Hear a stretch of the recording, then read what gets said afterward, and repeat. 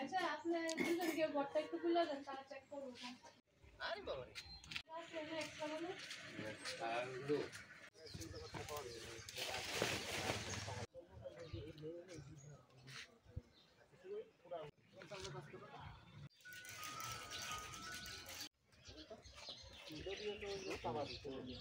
গতকালকে রাত্রে অনুমান 10:30টার দিকে স্বপন দাস টিএসআর চাকরি করে 12 নং ব্যাটালিয়নে এর সির গায়ে আগুন লাগাইছে। আগুন লাগার পরে এলাকার মানুষজন আছে আর মহিলার বাপের বাড়ির লোকজন এসে বিশালগড় হাসপাতালে নিয়েছে।